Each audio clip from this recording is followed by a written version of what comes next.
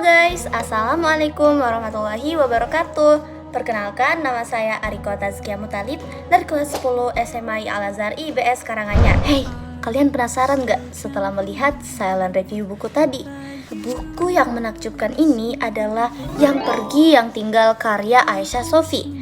Buku ini adalah juara utama ketiga dari sayembara novela Basa Basi tahun 2023. Kalian pernah gak sih mikir kayak gimana sih rasanya jadi orang yang tertindas, yang selalu jadi second choice, yang selalu jadi orang yang terbelakang lah pokoknya.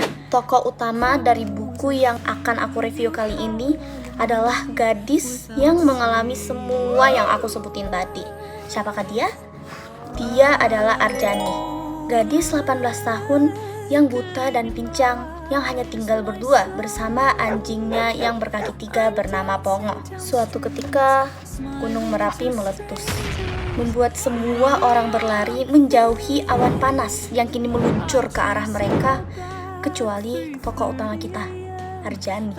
Dia tanpa takut nekat mencari anjingnya Pongo yang hilang sedari tadi. Namun, ia malah terperangkap di dalam sebuah bunker yang kini tidak digunakan lagi. Ketika asap sudah mengelilingi ruangan, ketika napasnya sudah hampir habis, disitulah Arjani mengulang semua memori, mengulang semua mimpi buruk tentang masa lalunya. Arum, ibu Arjani, adalah seorang gadis yang tinggal dan tumbuh di keluarga yang berkecukupan. Demi asmara dan cinta, dia rela menikahi seorang pria yang hanya seorang gunung horor bernama Basuki. Tetapi cinta dan asmara tidak selalu menyelesaikan semua masalah, termasuk masalah yang dialami oleh ibunya, Arum. Semua ejekan, semua olokan kini tertuju padanya. Akhirnya, ibu Arjani tidak kuat lagi. Di suatu malam, dia meninggalkan suaminya dan anaknya yang masih berusia 4 tahun. Di titik itulah Arjani merasakan kesedihan, merasakan kesepian untuk pertama kalinya. Tapi dengan keadaan ayahnya Basuki yang selalu menjaganya, dia masih bisa menahannya. Hingga di suatu malam, ayahnya meninggal dunia, meninggalkannya kini berdua bersama anjing kesayangannya Pongo. Buku ini menceritakan tentang keadaan atau perasaan dari seseorang yang selalu tertinggal di belakang, yang selalu merasakan kesepian, kesendirian, dan selalu kurang dalam semua hal. Melalui karakter utama kita, Arjani, kita bisa mengetahui sisi psikologis dari buku ini.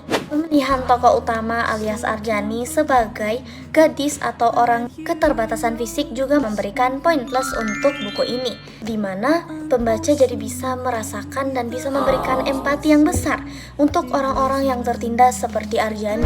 Sayangnya, setiap buku pasti memiliki kekurangan. Buku ini sangat klise dan minim konflik eksternal. Selain itu, buku ini terlalu tipis dan memberikan kesan terlalu buru-buru dalam setiap plot ceritanya.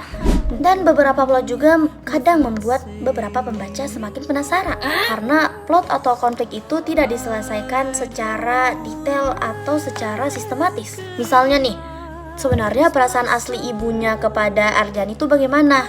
Apakah ibunya atau Arum benar-benar tidak menyayangi Arjani, menyesal melahirkan anak cacat seperti Arjani, atau sebenarnya ada rasa sayang yang dia tutupi? Tapi kenapa ditutupi?